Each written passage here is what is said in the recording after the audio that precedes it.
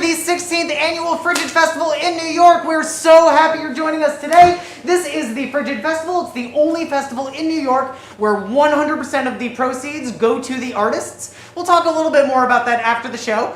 But for now, just a couple of quick reminders. Please keep your masks on for the duration of the performance. Please silence or turn off your cell phones. No flash photography. Fire exits are out that way, exactly the way you came in, and also behind the stage if need be. And with that, I would just like to say, please enjoy our special screening of The Wizard of Oz.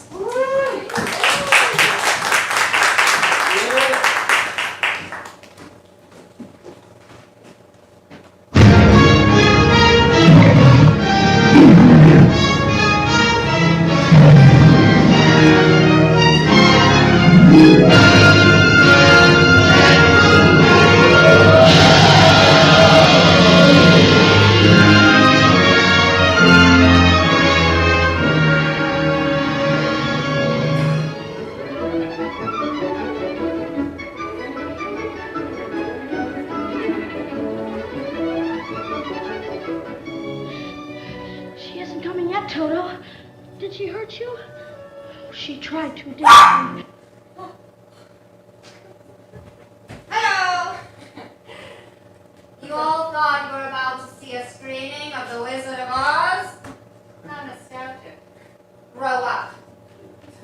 Because what you're in for tonight is an evening with my story. And buckle your leashes, fellas. It's gonna be a long walk. Did you ever think you would get this lucky? To see me? Me? Thank you. Clap! You have fleshy hands for something, don't you? I am the dog who played Toto in The Wizard of Oz. The cutest dog of the 20th century.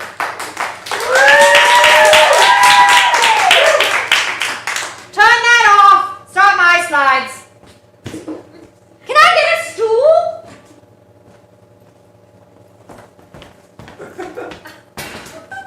Leave. Excuse me. You could watch The Wizard of Oz any old night, but to spend the evening with a star. Do you want me to stay? How about sit? I can do it all.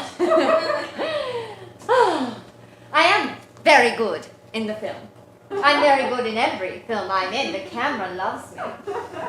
I've been in 16 films, all speaking roles, and I'm sure you've seen all of them. And that's why I wanted to come here tonight. I am so accomplished, but so few people know my story. Who could have dreamed that a little Karen Terrier from the middle of nowhere, California, would go on to create this legendary film with Judy Garland? Look how young I look there. Look how perky my 6 breasts are. I know. What a shock. Toto, a famously male dog, was played by this bitch. But it's true. I'm sure you would all love... Excuse me. Paws aren't great at buckles. I'm sure you would all love to hear Hollywood's dirty secrets, yes?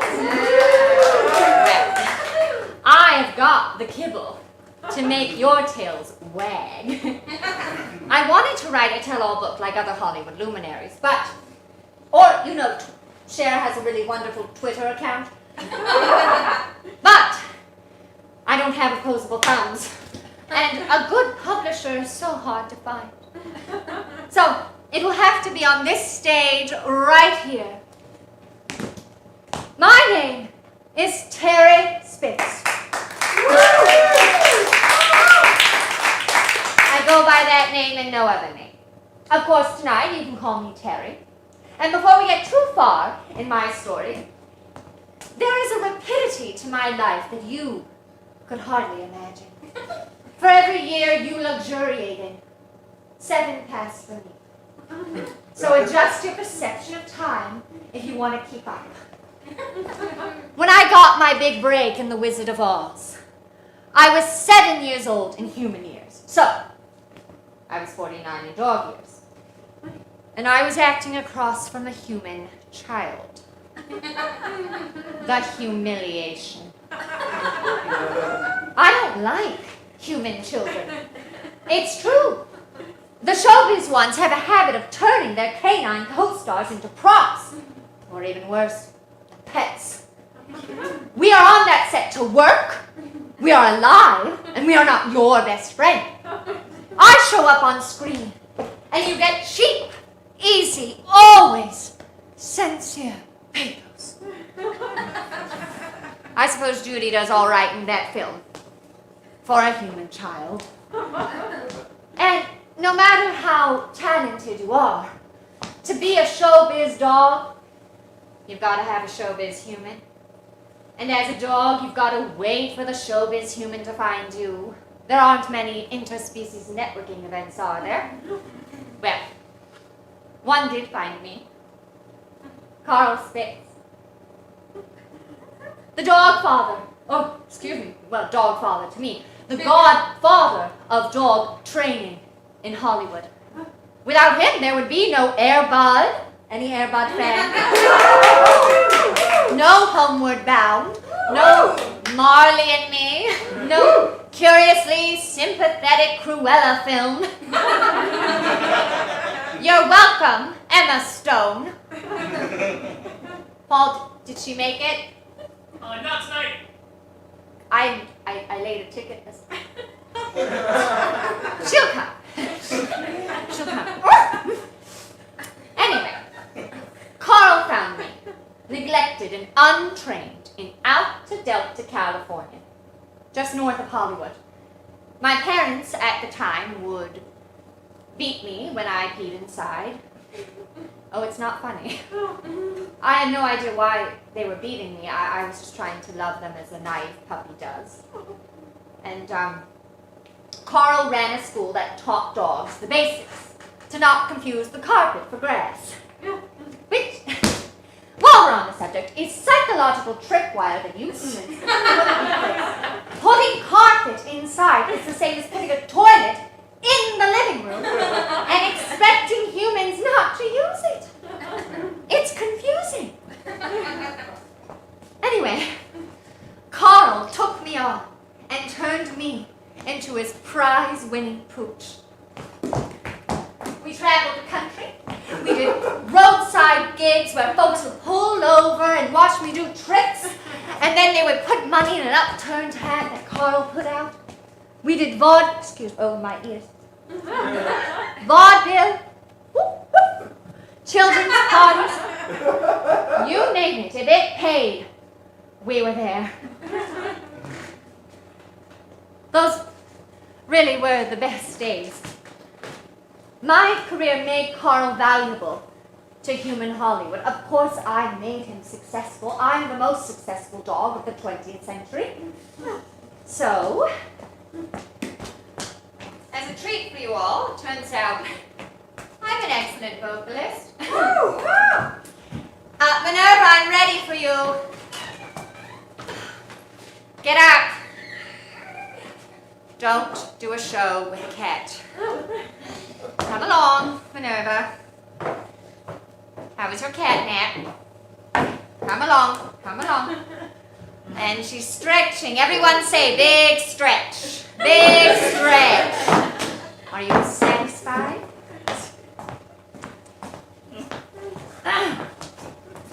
This first song is dedicated to Carl, the best human trainer father a pup could ask for.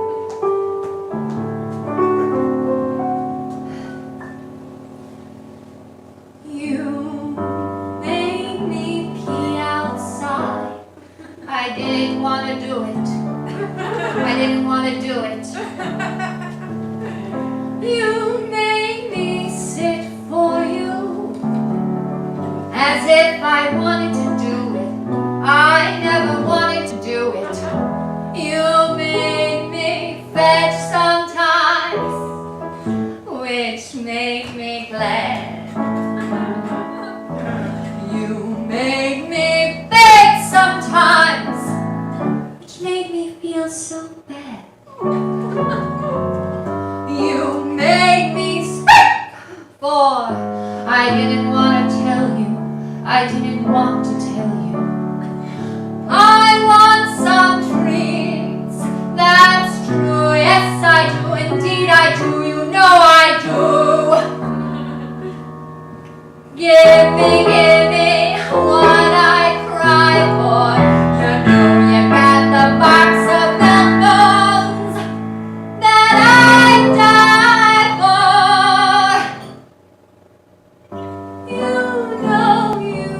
made me love you.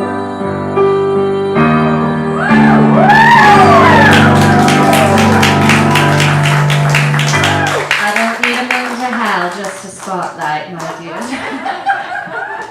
Now, before we get too much further, I would love to introduce all of you to Minerva, one you may recognize her as the cat who played the cat at breakfast at Tiffany's.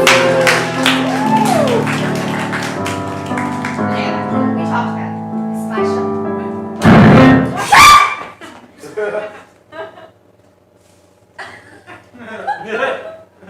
I'm so sorry you had to see that.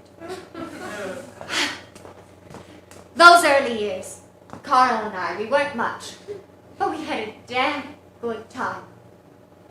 We kept each other fed. And what's wrong with a literal transaction in love? Dogs and humans have a funny bond. We are one of the only true, pure loves you may ever experience. And that's not your fault, that's just how your species evolved. I know. Would you hairless perverts like to hear about a dog's sex life? Who should I tell you about? I know. Lassie. My lover. Doggy style. It's always doggy style for me. I'm sorry, my dears. This bowl of gin is getting to me. Oh, look at that. I know you're gonna be a little shy about this, but if you had to fuck a dog, it would be that. Now, I am the most famous dog of the 20th century, bar none, but Lassie is a close second. And like me, Lassie is an excellent example of gender-blind casting in dog Hollywood. You knew him as Lassie, fun-loving female frontier pup. And I knew him as pal Weatherwax, the sexy dog next door. Pal was my Cary Grant, my Timmy Chalamet. It is difficult to remember a time I wasn't the biggest canine star the world had ever seen, but it's true I have humble beginnings. And Pal, though a dog, is a male dog, and they don't always know what they're looking at, do they, ladies? We were neighbors, but in the first few years of my career, after Carl had adopted me from those pet abusers, I was of almost no consequence to Pal. So, I knew I had to make an impression when he finally trotted my way at the old Hollywood dog park. He said, "Hello." And I'm much smaller than him. And I said, "Oh, I'm sorry, who are you?" As if I hadn't been staring at him out of my kitchen window for the last 2 years with my nose pressed against the glass. But I wasn't going to throw him my bone, if you know what I mean. Oh, who am I kidding? I wanted him, he wanted me, we're dogs. So, after an obligatory butt sniff, which is how dogs give consent, he mounted me. Right there. There aren't many rules when you're a dog. And well, Pal was a fantastic lay. You're all imagining? What really fascinated me about him was the career that he enjoyed. Pal was in demand. He was respected. I had never seen a dog command such human-like respect. And I remember thinking to myself, well, if this good boy can do it, so can this good girl. I began to construct a plan for my future. If fame was the stick, I was just the pup to bite down and never let go. I would become an institution like Lassie. This old dog would learn a few new tricks. All of a sudden, I could shake, I could roll over, I could run from one side of the room to the other, perfectly choreographed. I could cheat out for 30 seconds at a time, all the while on my hind legs. And now my greatest trick of all,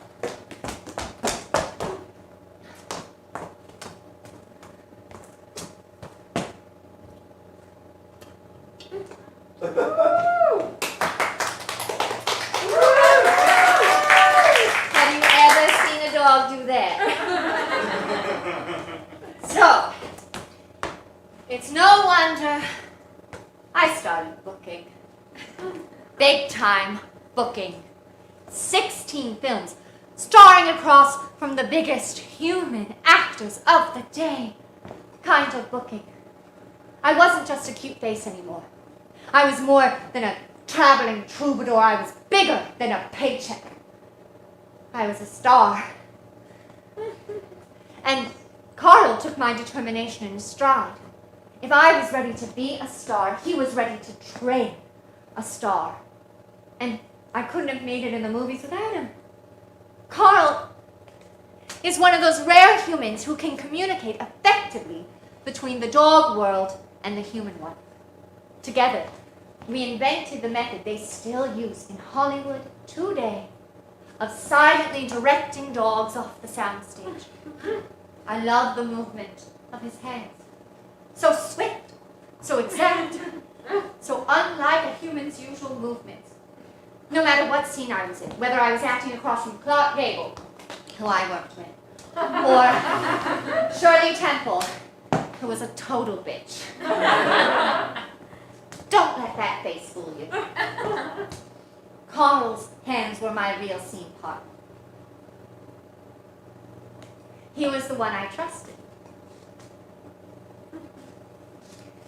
And doggone it, if I wasn't ready when Destiny showed up by way of a casting notice in the Dog LA Times, looking for a little Karen Terrier, my exact breed, to star in an MGM film, the role of Toto rightfully belonged to me. But we had to convince the bigwigs at the studio. So, as another treat for you tonight, would you like to see the audition that won me the role of Toto?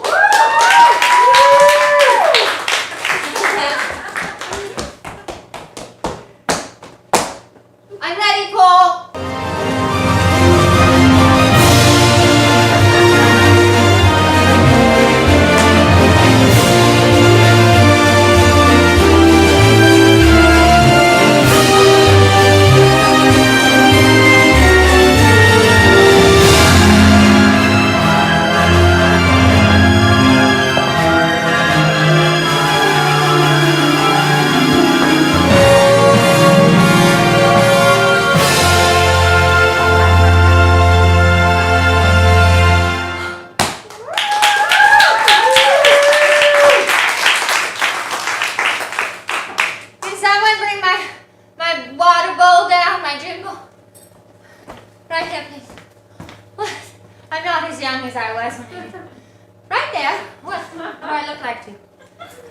Thank you. Oh, so much more refreshing that way. Safe to say, I got the part.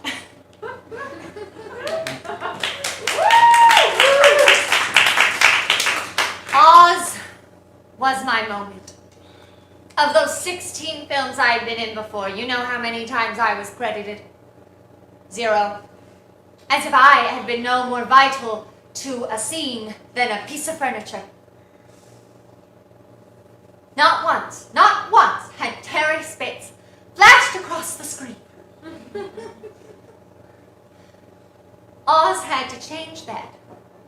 The role of Toto is expansive. The entire plot revolves around the actions of that dog. I was necessary. I was indispensable. I would go from the prop animal actor I was to the star I know I am.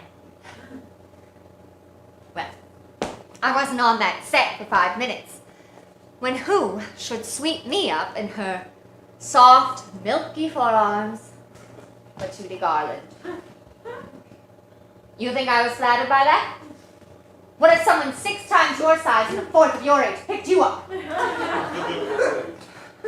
Sure, she was already a legend. She had been in all the Andy Hardy films with Mickey Rooney. But honestly, I wanted to bite her.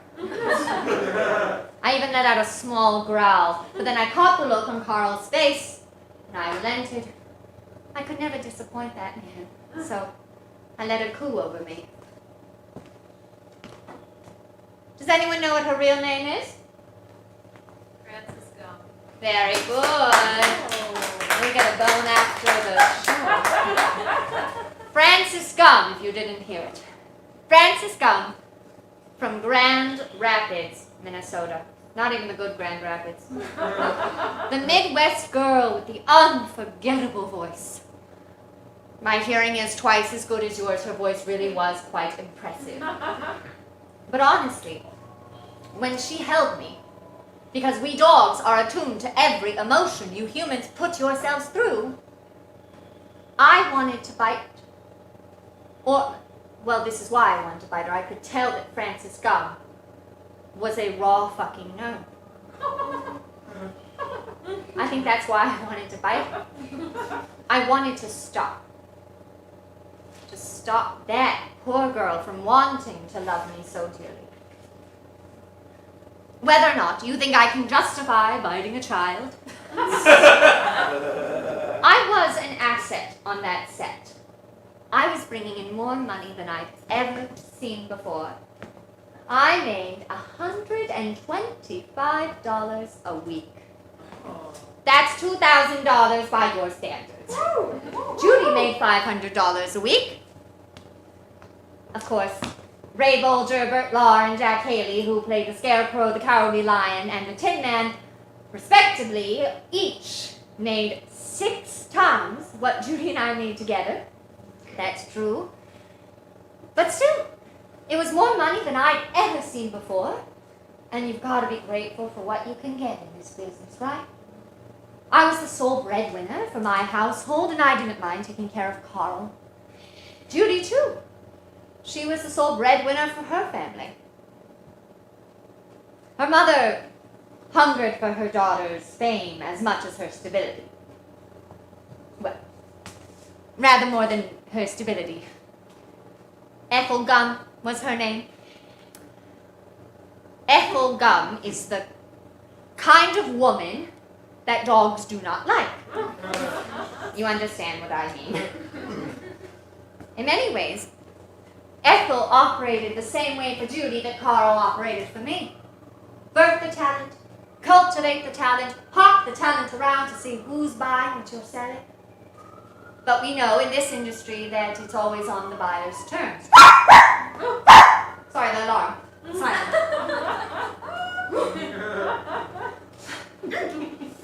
Oz changed my life, but it also changed Carl. We weren't just doing tricks on the vaudeville stage anymore. He was rubbing elbows with Louis B. Mayer of Metro-Goldwyn-Mayer, having a highball with Humphrey Bogart. You know what Clark Gable said of Carl? He said that any dog trained as Carl Spitz has trained them cannot fail to become man's best friend. I played that on screen. I even played it way back on the vaudeville stage, but it wasn't my reality. I was beginning to feel like his problem. There was even a day on set where Carl forgot to give me water for 8 hours, and it wasn't until Judy knelt down to play with me that anyone noticed how dry my nose was. What did I expect? That's what you humans want. It's what you always want. Whatever gets you more money, more power, more status.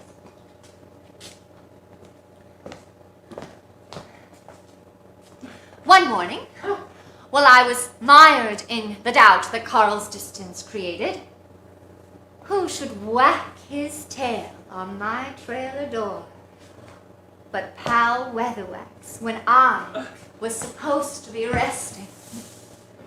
Is there any better antidote than a good lay? Afterwards, we were lying on our bellies to soak up the cool linoleum floor of my trailer when Carl looked at me and he said, "Terry, it's all about to happen for you."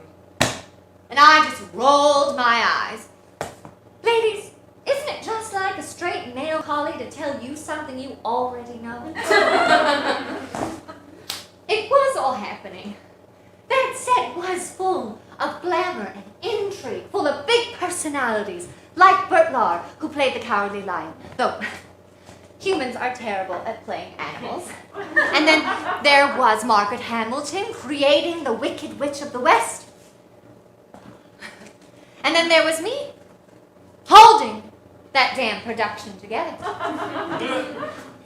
I was in that dream factory we call Hollywood, making movie history.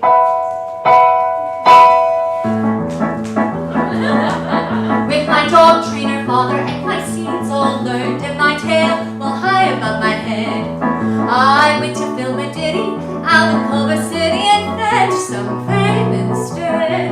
In my light brown collar and her gingham dress, we were quite the talented old pair. I wanted a treat, so I sat on my feet, but the real treat was my career. Clap, clap, clap with the clapboard. Flash, flash, flash with the lights. Whir, whir, whir with the camera. When he yelled action, the movie took flight. Roar, roar, roar with the lion. Squeak, squeak, squeak with the tin. Help, I'm struck, yelled the scarecrow. Scene by scene, we were filming a gem. The days were long, the costumes hot, but I performed great in every scene we shot. I barked my lines, I played a pet, and best of all, I never peed upon the set. Clap, clap, clap with the clapboard. Flash, flash, flash with the lights. Whir, whir, whir with the camera. It was Carl and me, and now Judy makes 3 on a team who could work like a dream. Roar, roar, roar with the lion. Squeak, squeak, squeak with the tin. Great, great with the scarecrow. This was film 17, and my time on the screen had been long. And now, as in this song, I had done the work, and it was grand just to stand proudly on my purpose through the filming of us.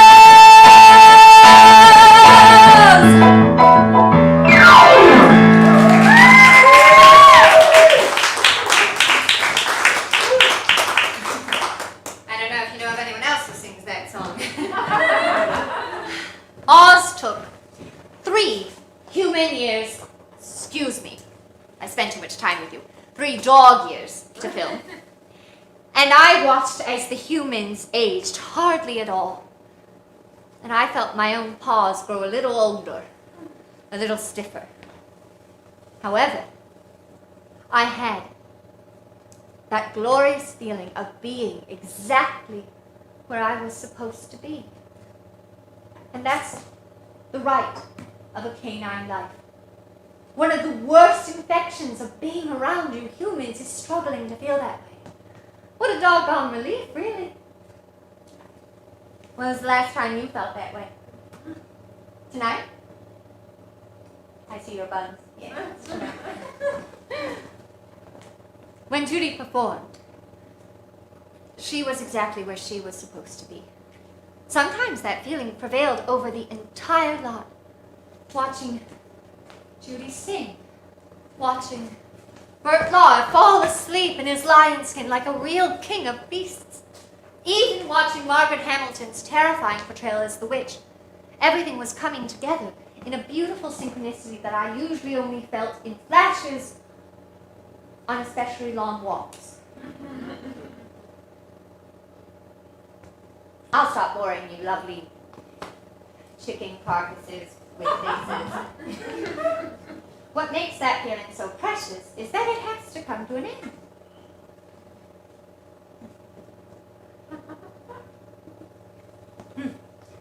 there is a scene in the film, I'm sure you're familiar with it, and maybe it was Carl's continuous lack of care pushing me to perform and perform. Can you play it, please? As you can see, the Winky soldiers are marching outside of the witch's castle after she captured Dorothy. And they're marching, and they're marching, and they're marching, and the thump of their boots got louder and louder. And I knew this movie would demand a lot of me, and I never lost my head. I was a professional. I was proving myself. I was a professional. And they marched, and they marched, and they marched. And it was an accident. But what if by accident, and a very large human foot found its way to my neck?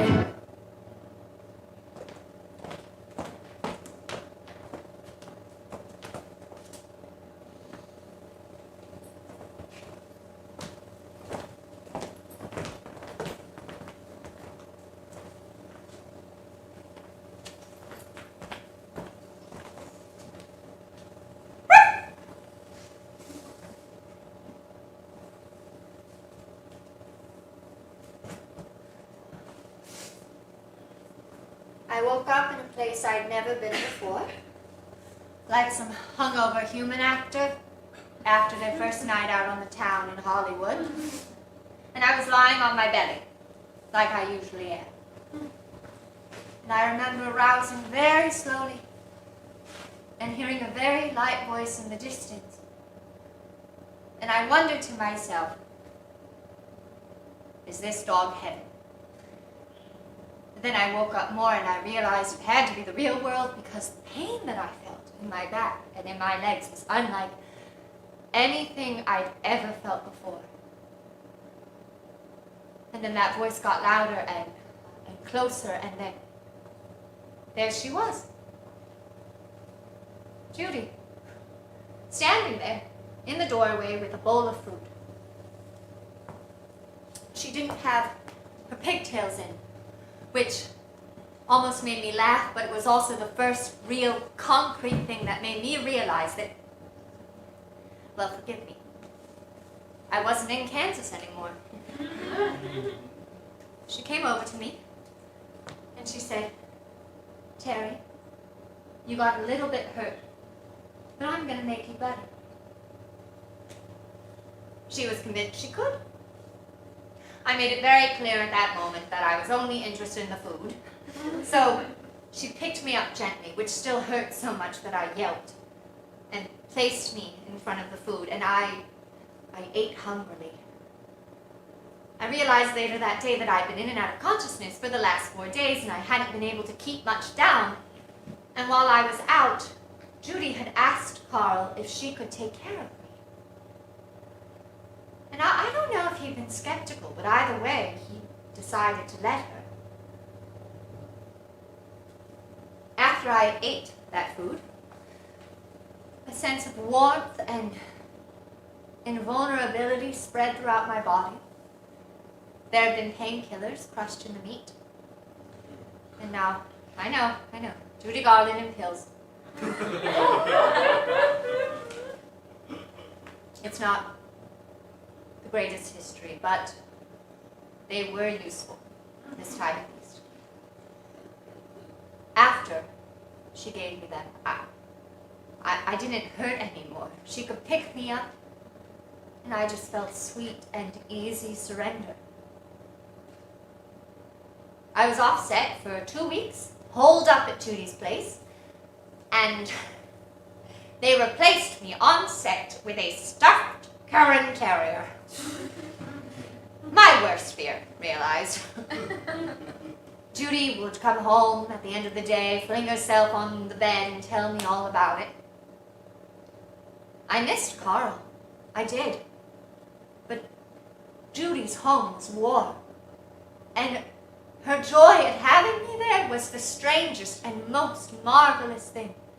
It was incredible and impossible not to fall into. We became Dorothy and Toto, I guess. Just clinging to one another, a girl and her dog. I remember she performed her duties as caretaker with a gusto unique to Judy Garland. She would carry me out to the grass to pee. She would sing songs while I did my business, and she would change the lyrics so that they were suitable for a dog, which is where I get my songs. You made me pee outside. We would lie on the bed for hours, and she would pet me, and we would fall in and out of sleep in that way you do only when you are perfectly content. Judy spoke to me like she knew I had a soul. Not all humans do.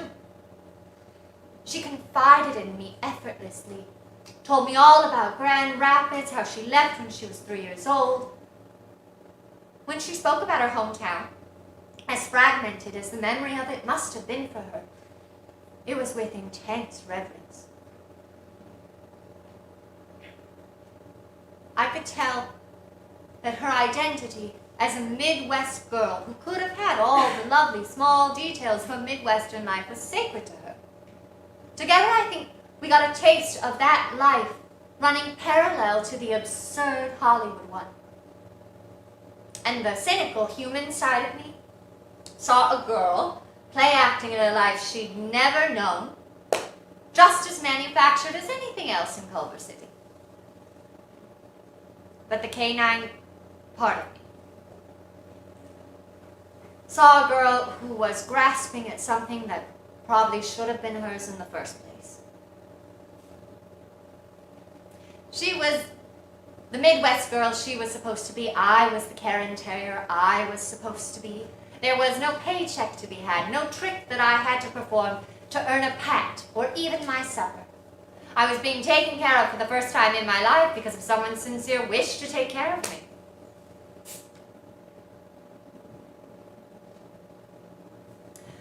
When Carl came to pick me up, I was nestled in Judy's forearms, and Carl looked very happy to see me healed and ready to go back to work.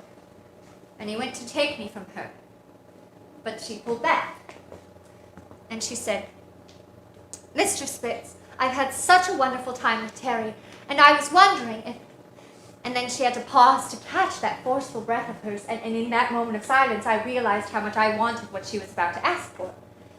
And she said, "Mr. Spitz, I would like to adopt Terry once filming is over. I can give you a generous sum, and I think it would be good for her. I think it's time for her to retire. She's worked long enough." I was right here, and her thumping heart was a rapid metronome against my small body. I'm only 8 pounds. She wanted me. I mean, she really did. That girl who could move entire theaters, and she wanted me.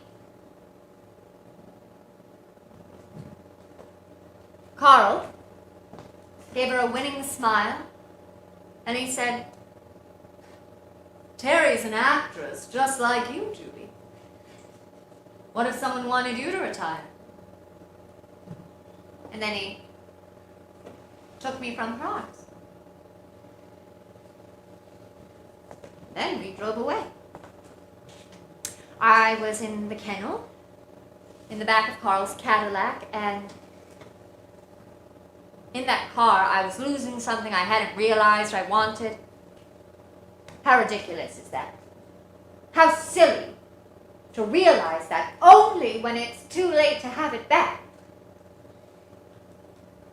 I know you humans aren't trained to understand a dog's bark, but please try to understand. You've watched her movies, you've seen her perform. You know what one critic said about seeing her perform? He said, "Why did we grow silent? Self-forgetting. Our faces lit as with so many candles, our eyes glistening with unregarded tears. Why did we call her back again and again and again, not as if she had been giving a good performance, but as if she had been offering salvation?" A human critic wrote that!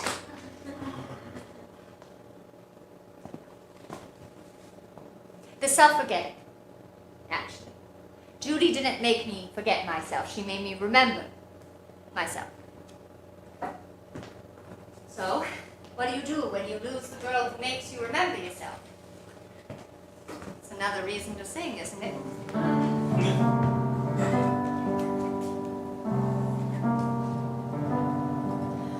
The night is bitter, your tail has lost its quiver. 1 year is 7, closer to doggy heaven.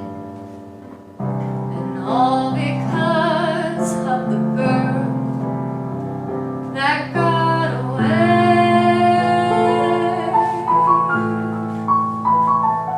No more her contralto call resounding throughout us. That golden lane down which you were led made you astray. The fame that freed you has gone on to short-leash you. That time together couldn't survive weather. Don't know what happened. It's all a crazy game.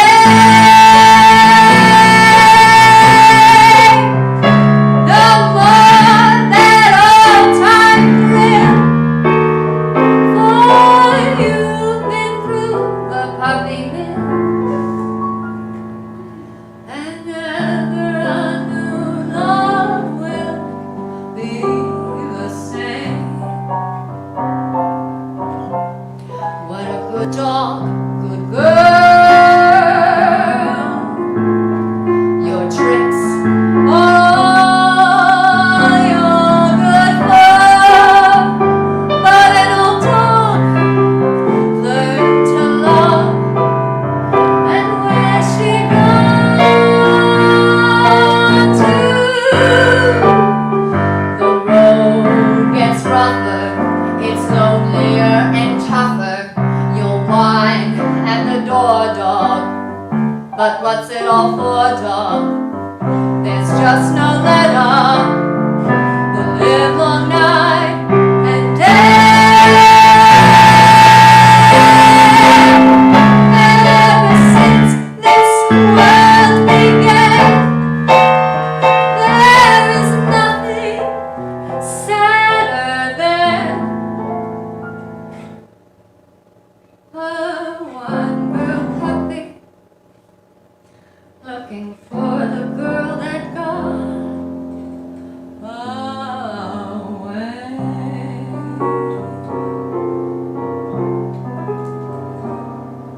The girl that got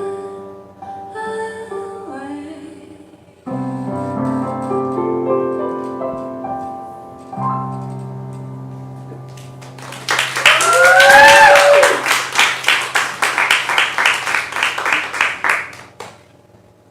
The rest, as they say, is history. Could you come get my things? What do they teach you here? Humans act like you have it so hard. Everyone remembers Dorothy and Toto, Judy and Terry. Even Carl admitted that he'd never seen me attached so completely to another human before, but that was just something that made Carl's job easier. There was a party given when filming was over for the cast and crew that Louis B. Mayer attended, and as a stunt, Carl stood on a chair, held me in one arm and a certificate in the other, and announced to present company that my name was now legally Toto. And that credit that I worked so hard for, fought so hard for, and it wasn't even in my name. Toto is Toto. That's a little cruel.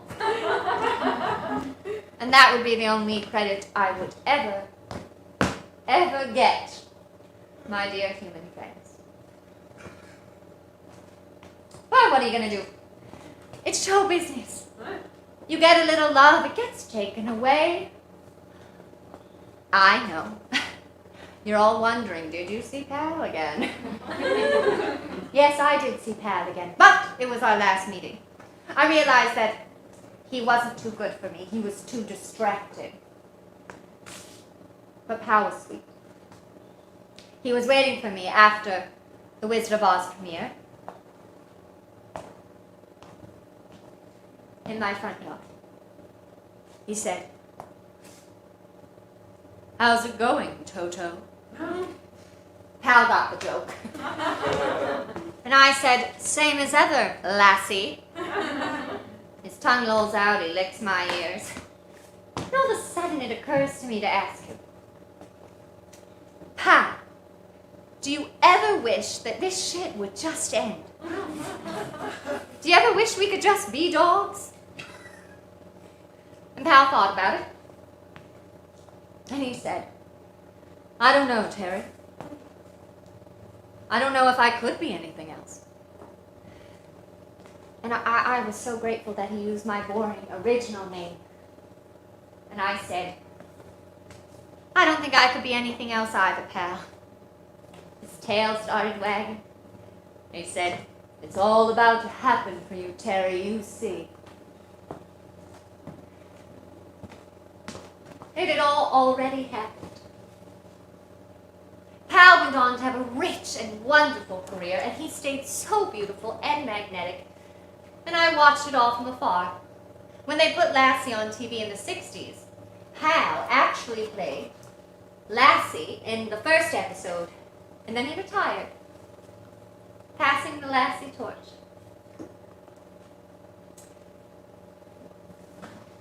The last scene that I shot with Judy was somewhere over the rainbow. Seems appropriate, doesn't it? That performance was earned by both of us.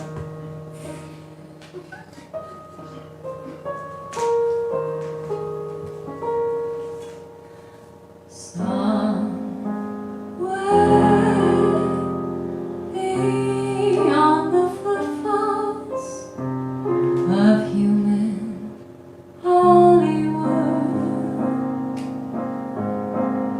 there's a home that I heard of where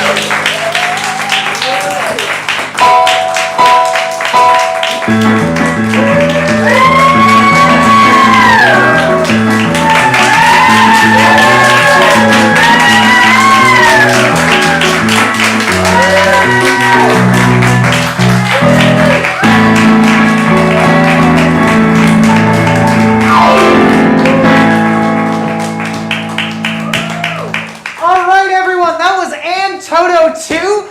This was part of the 16th annual Frigid Festival. I'd like to invite you to go to our website, frigid.nyc. Check out the 23 other shows that we've got playing until March 6th.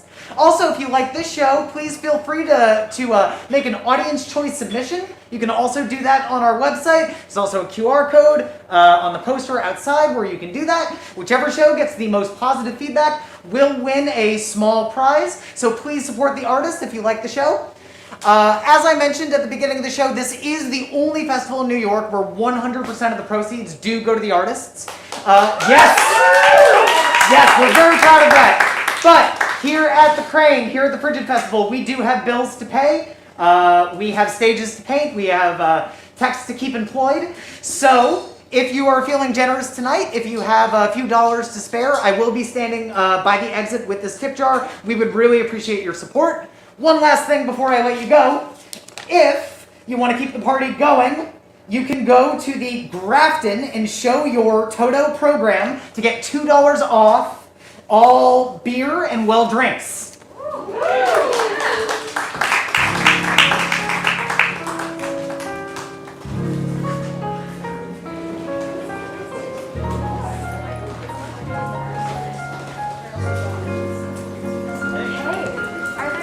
Shots that you feel like you want to get now? I think they want to do a few shows. You pose? Yeah. Do you know what teams? No, nothing for the show. Nothing for the show. Yeah, I'm good on